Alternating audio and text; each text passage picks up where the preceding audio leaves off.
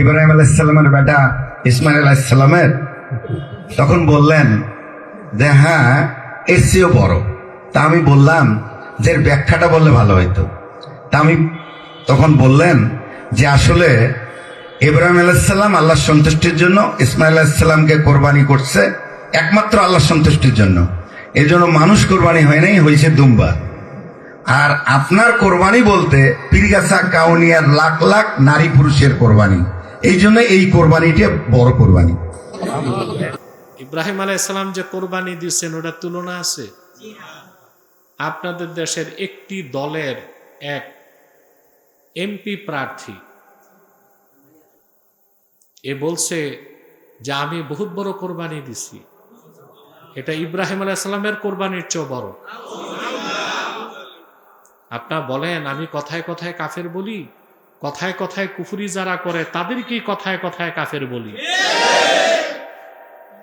আল্লাহ হযরত ইব্রাহিমের কোরবানিকে বলছেন বালাউন আযীম। সুবহানাল্লাহ, এত বড় কোরবানি, এটা কোনো শব্দে প্রকাশ করার ভাষা নাই। আর সে কোথায় হযরত ইব্রাহিমের কোরবানির সাথে এই পশ্চিমাদের আবিষ্কৃত গণতান্ত্রিক পদ্ধতির নির্বাচনে প্রার্থিতা পরিহার করাকে সে কোরবানি বলে তুলনা করছে। ওর মাথায় সুপারি রেখে খরম দিয়া পিটানো দরকার। হযরত ইব্রাহিম কোরবানি দিলেন, 10টা পরীক্ষা উত্তীর্ণ হলেন। হযরত ইব্রাহিমকে আল্লাহ ডেকে বলেন ইব্রাহিম, আল্লাহ বলছেন ফালাম্মা আসলামা ওয়া তাল্লাহু লিল জাবিন, পিতা পুত্র দুজনেই যখন পূর্ণ আত্মসমর্পণ করেই ফেলল, সুবহানাল্লাহ, পিতা পুত্রকে চিৎ করে শুইয়ে দিল জবাই করতে। আমি ডেকে বললাম ইব্রাহিম হইছে, স্বপ্নকে সত্য বানায় দিছো তুমি, পরীক্ষা হয়ে গেছে, জবাই দরকার নাই, এরাদা দেখে ফেলছি। সুবহানাল্লাহ, এরাদা দেখে ফেলছি, এই এরাদাটাই তাকওয়া। এটা কি এরাদা দেখে ফেলছি। ইন্না কাযালিকা নাজজিল মুহসিনিন, আর এভাবে আমি সৎকর্মশীলদেরকে পুরস্কার দিয়ে থাকি। শোনো, তোমার এই পরীক্ষার পুরস্কার দিব, তুমি ও তোমার পুত্র ইসমাইল দুইজন মিলে আমার ঘর কাবা বানাও। পিতা পুত্র মিলে কাবা নির্মাণ করলে, পরীক্ষা দিলেন আল্লাহর জন্য, ঘর বানানোর আল্লাহর জন্য। ঘরের সামনে দাঁড়ায় ইব্রাহিম আলাইহিস সালাম ক্ষমা চায়, রব্বানা তাকাব্বাল মিন্না ইন্নাকা আনতাস সামিউল আলিম ওয়া তুব আলাইনা ইন্নাকা আনতাত তাওয়াবুর রহিম। রব্বানা তাকাব্বাল মিন্না, ইমাম বাগাভী আয়াতের তাফসীরে লেখেন রব্বানা তাকাব্বাল মিন্না তা'মিরানা হাযা, আয় আল্লাহ, আমি আমার পুত্র ইসমাইল মিলে তোমার যে ঘরটা বানাইছি এটা কবুল করো। সুবহানাল্লাহ, সুবহানাল্লাহ, ওয়া তুব আলাইনা, আমাদের দুজনকে মাফ করে দাও। কি আশ্চর্য কথা! ঘর বানাইছেন আল্লাহর জন্য, পরীক্ষা দিলেন আল্লাহর জন্য, আবার ক্ষমা চায়। এটাই হচ্ছে আওয়াবের কাজ। গুনাহ করলেও ক্ষমা চায়, গুনাহ না করলেও ক্ষমা চায়, তাকে বলা হয় আওয়াব, যে বারবার আল্লাহর কাছে মস্তক নত করে ক্ষমা চায়। সুবহানাল্লাহ, আল্লাহ ঘর তো কবুল করে নিয়েছে। সুবহানাল্লাহ, কাবা ঘরকে আল্লাহ কবুল করে নিয়েছে। ওয়াহিয়া মুহাররামাতুন আলাল উমাম হাত্তা তাদখুলাহা উম্মাতুক। আয় হাবিব মুহাম্মদ সাল্লাল্লাহু আলাইহি ওয়াসাল্লাম, আমার জান্নাতে, আমার জান্নাত সকল পয়গম্বরদের জন্য নিষিদ্ধ থাকবে যতক্ষণ না জান্নাতে আপনি প্রবেশ না করেন। আমার জান্নাতে পূর্বের সমস্ত উম্মতদের প্রবেশ নিষিদ্ধ থাকবে যতক্ষণ না আপনার উম্মত প্রবেশ না করে। সুবহানাল্লাহ। আল্লাহ তাআলা তার হাবিব মুহাম্মদ সাল্লাল্লাহু আলাইহি ওয়াসাল্লামের উম্মতকে গোটা সৃষ্টি জগতের মধ্যে শ্রেষ্ঠত্ব দান করেছে। রাসূলুল্লাহর প্রত্যেক উম্মত বেহেশতে যাবে, কেউ আযাব পেয়ে কেউ আযাব ছাড়া। শর্ত একটাই, যদি ঈমানটা ঠিক থাকে, আমল নামায় যদি শিরক এবং কুফর না থাকে। পার্থক্য হচ্ছে রাসূলুল্লাহর উম্মতের মধ্যে যারা ঈমানদার সৎকর্মশীল তাদেরই নাম মুত্তাকি বা মুহসিন। তারা বেহেশতে যাবে কম হিসাবে, বিনা আযাবে। আর যারা ঈমানদার কিন্তু গুনাহগার, তওবার সুযোগ পায় নাই, তারা বেহেশতে যাবে নির্ধারিত শাস্তি উপভোগ করার পরে। একজন মুমিনের জীবনের সবচেয়ে বড় সফলতা বিনা আযাবে আখিরাতে আল্লাহর জান্নাতে প্রবেশ করতে পারা। এটি তো সফলতা। আপনার বিত্ত বৈভব আছে, সহায় সম্পদ আছে, টাকা পয়সা আছে, নারী বাড়ি গাড়ি সব আছে, তো আখিরাতের হিসাবে আপনার আমল নামায় জিরো। আপনি সফল না ব্যর্থ? এই যে দুনিয়ায় যা করলেন, রাজনীতি, চাকরি বাকরি, ব্যবসা বাণিজ্য, সব পণ্ড, সব কি, কিন্তু কাজগুলো করছেন ভালো মনে করে। কি মনে করে? যারা রাজনীতি করতেছে এরা ভালো মনে করে করতেছেন জনসেবা। কি জনসেবা, কি মহৎ উদ্দেশ্য, জনসেবা করতেছে, ঠিক না? যে চিকিৎসা পেশায় নিয়োজিত সে মনে করে মানব সেবা করতেছে, মানব সেবা, ঠিক না? যে ফ্যাক্টরি দিয়ে বসে আছে সে মনে করে কত শ্রমিককে আমি কাজের ব্যবস্থা করছি।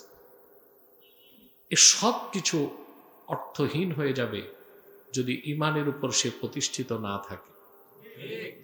আল্লাহ কোরআন কারীমে বলেন, কুল হাল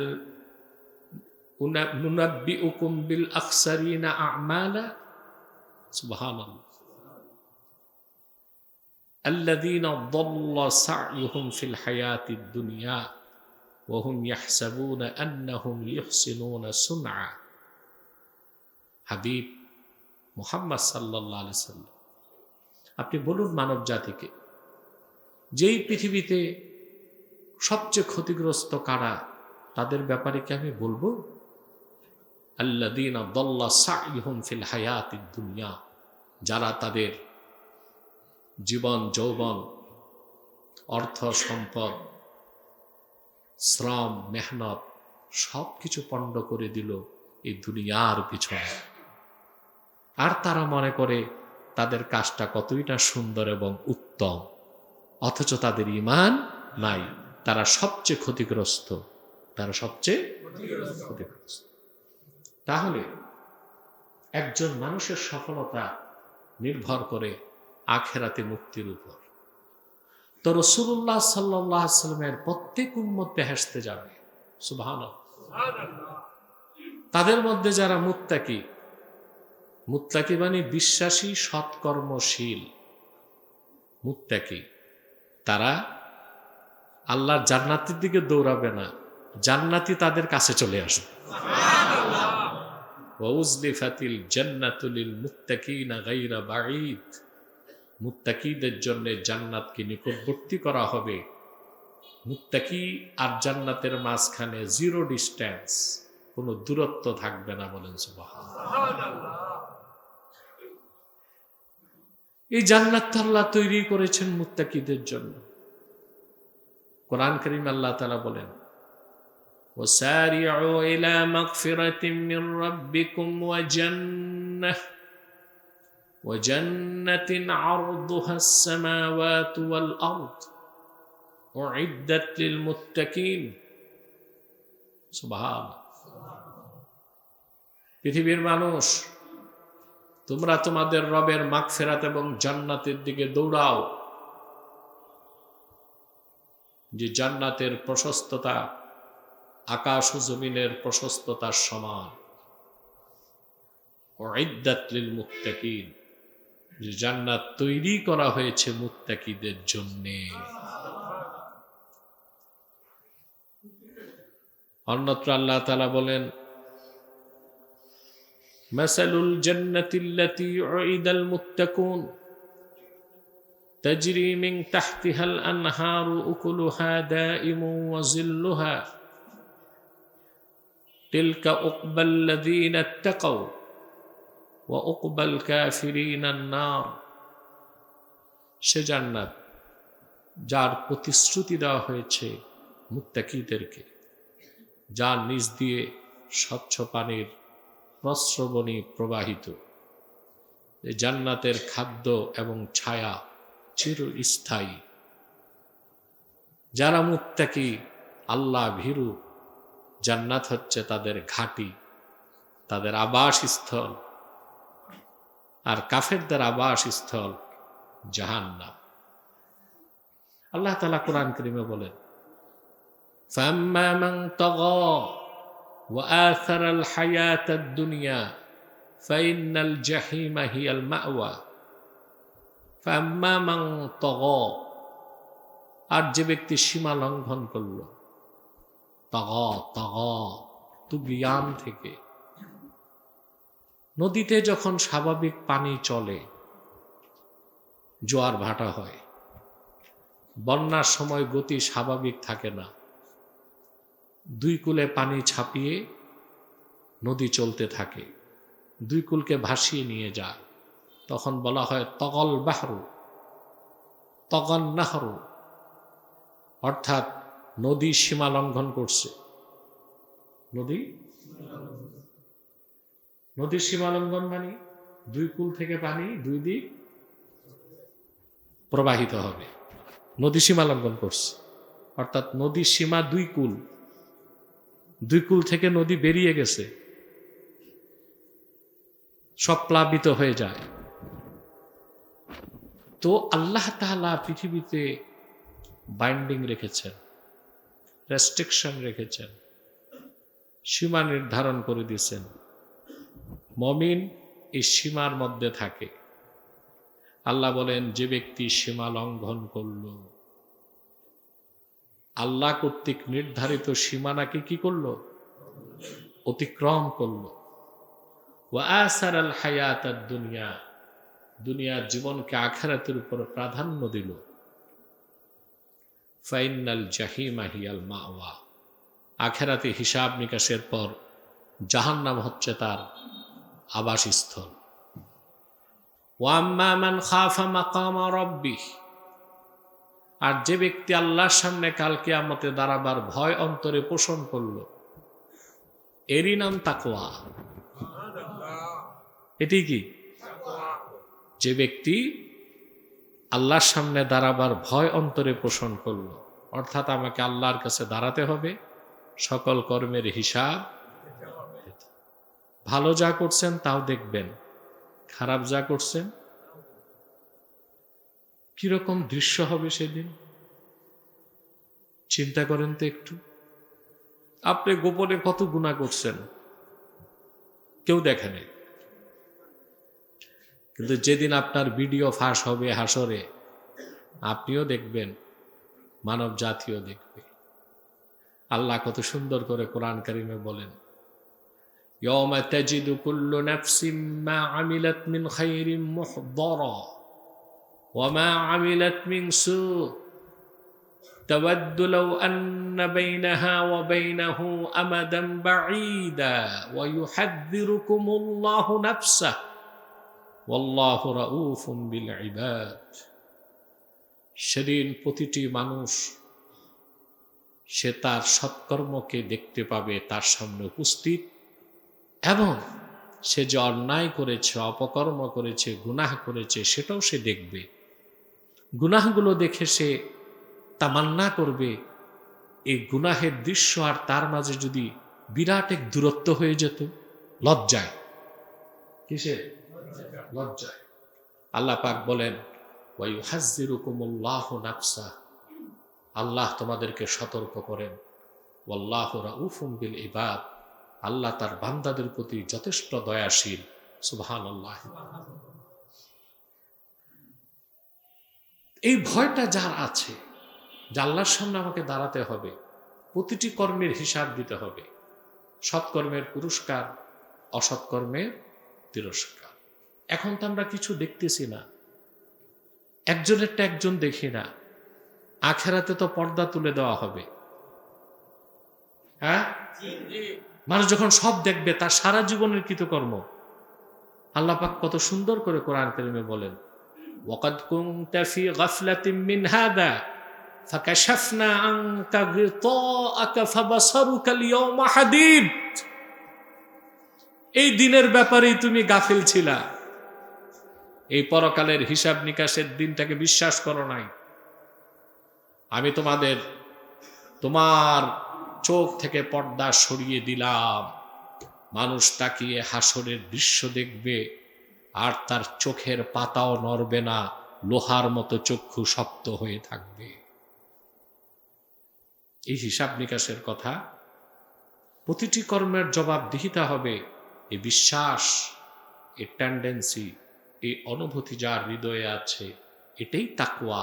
সে ব্যক্তি মুত্তাকি, সে ব্যক্তি সীমাতিরিক্ত অন্যায় করবে না, গুনাহ করবে না।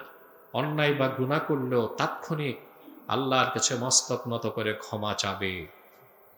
সুবহানাল্লাহ। কথা বুঝতেছেন? ওয়া নাহান নাফসা আনিল হাওয়া, যে ব্যক্তি আল্লাহর সামনে দাঁড়াবার ভয় অন্তরে পোষণ করলো, আর তার প্রবৃত্তির চাহিদা থেকে নিজকে নিবৃত রাখলো। প্রবৃত্তি বুঝেন? আপনার নফস অনেক কিছু চায়, অনেক কিছু চাইতেই থাকে, বুঝেন না? এই যে প্রবৃত্তির চাহিদা, তার থেকে যে ব্যক্তি নিজকে রক্ষা করলো, সেই হচ্ছে মুত্তাকি। আল্লাহ পাক বলেন তার চূড়ান্ত গন্তব্য হচ্ছে জান্নাত। বলেন সুবহানাল্লাহ। তাহলে বোঝা যায় আমাদেরকে পূর্ণ সফলতার জন্য মুত্তাকি হতে হবে। এখন মুত্তাকি কি তা তো বুঝতে হবে, ঠিক না? বুঝতে হবে না? সবকিছুর আগে ঈমান। ঈমান আনলে ব্যক্তি মুমিন। তারপরে সে যখন শরীয়তের বিধান মেনে বাহ্যিক আনুগত্য প্রদর্শন করে, এটা ইসলাম, ব্যক্তি মুসলিম। ঈমান আনার পরে ইসলামের বিধানগুলো মানার ক্ষেত্রে আল্লাহর ভয়, মাখাফাতুল্লাহ, তাকওয়াল্লাহ যত বেশি অন্তরে সে লালন করবে, এটা তাকওয়া, ব্যক্তি হচ্ছে মুত্তাকি। বলেন সুবহানাল্লাহ। বুঝলেন? কথা বলেন। আগে কি? ঈমান আনলে আপনি মুমিন। যখন আপনি আল্লাহর আনুগত্য প্রকাশ করবেন, আপনি মুসলিম। ঈমানটা তো দেখা যায় না, এটা তো অভ্যন্তরীণ বিষয়। কিন্তু আপনি মুসলিম কিনা তা দেখাতে হবে। কি করতে হবে? দেখাতে হবে। মুসলিম শরীফের হাদিসটি বুখারী শরীফও আছে, মিশকাত শরীফও আছে। রাসূলুল্লাহ সাল্লাল্লাহু আলাইহি ওয়াসাল্লাম ইরশাদ করেছেন, মান সাল্লা সালাতানা ওয়াস্তাকবালা কিবলাতানা ওয়া আকালা যাবিহাতানা ফাযালিকাল মুসলিম। ঈমান আনার পরে যে ব্যক্তি আমাদের সালাত আদায় করল, আমাদের কিবলাকে মানল, আমাদের জবাইকৃত পশুর গোশত খেলো, সে লোকটা মুসলিম। তাহলে বোঝা যাচ্ছে ঈমান আনার পর ঈমান আছে না নাই এটা কে জানেন? এটা আভ্যন্তরীণ বিষয়। কিন্তু আমি কাউকে মুসলিম তখনই বলতে পারবো যখন দেখবো সে সালাত আদায় করে। আপনি আল্লাহর আনুগত্য প্রকাশ করছেন, সবচেয়ে বড় আনুগত্য 5 ওয়াক্ত নামাজ। সুবহানাল্লাহ। আল্লাহ এই নামাজের হাদিয়া তার হাবিবকে দিয়েছেন মেরাজে, আপন হাবিবকে ইসরা ও মেরাজের মাধ্যমে আরশে আজিমে দাওয়াত করে। সহজ কথা। সুবহানাল্লাহ। আপনাকে আমি ভাষায় প্রকাশ করতে পারবো না যে ঈমান আনার পর সালাতের মাধ্যমে একটা মানুষ আল্লাহর কতটুকু কাছে পৌঁছতে পারে। সেজন্য বলা হয়েছে আসসালাতু মিরাজুল মুমিনিন। সুবহানাল্লাহ। সালাত হচ্ছে মুমিনদের মেরাজের মতো। ইয়্যাকা না'বুদু, এই আয়াতের ব্যাখ্যা ইমাম ফখরুদ্দিন রাজি তাফসির কাবীরে অনেক বেশি দাকায়েক এবং লতায়েফকে বয়ান করেছেন। কিভাবে রাসূলুল্লাহর উম্মতের জন্য সালাত মেরাজ, এই ব্যাখ্যাটা তিনি তুলে ধরেছেন। আমি এই ব্যাখ্যা শোনাবার সাহস পাই না আপনাদেরকে, কারণ অনেক কথাই আপনারা বুঝবেন না, অনেক কথাই বুঝবেন না। তখন দুইটার একটা হবে, হয় উঠে ভাগবেন, নতুবা আপনি কিছুই বুঝবেন না। হযরত আলী রাদিয়াল্লাহু তাআলা আনহু বলেছেন, কাল্লিমুন নাসা কদরা উকুলিহিম, মানুষের সাথে কথা বলো তদ্দুর জ্ঞান আছে মানুষের যদ্দুর, ঠিক কিনা? তো সেই জটিল কঠিন আলোচনায় না গেলেও এতটুকু তো বলতেই পারি যে একজন মানুষ ঈমান আনার পরে সালাত আদায়ের মাধ্যমেই সে প্রকাশ করে, প্রচার করে যে সে ঈমানদার, আল্লাহর আনুগত্যকে স্বীকার করে নিয়েছে। তাহলে একটি কথা তো অবলীলা ক্রমেই বলা যায়, যে মুসলমান নামাজ পড়ে না তাকে কাফের বলতে পারি না, তবে তাকে মুসলিম বলার কোনো ডকুমেন্টও আছে। আপনারা জুমার দিন বাংলাদেশের প্রত্যেক মসজিদে প্রচুর সংখ্যক মুসল্লির উপস্থিতি ঘটে, ঠিক না? প্রচুর সংখ্যক মুসল্লির উপস্থিতি ঘটে, কিন্তু বড় আশ্চর্য, সেই জুমার দিন আসরের সময় মসজিদে লোক নাই। তাই অবস্থা না? তো জুমার সময় আসছে কারা? ওরা কি সব ঘর জামাই? কথা বল, মেহমান না এলাকার লোক? জুমা পড়ছে, বাকি আর নামাজ পড়তেছেন। সেজন্য বলি, ঈমান আছে কি না নাই এটা একটি আভ্যন্তরীণ বিষয়, এটা আল্লাহ জানেন।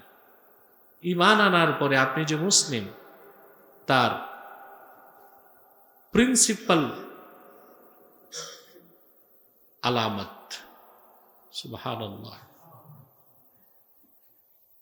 প্রধান প্রমাণ হচ্ছে নামাজ। প্রমাণ কি?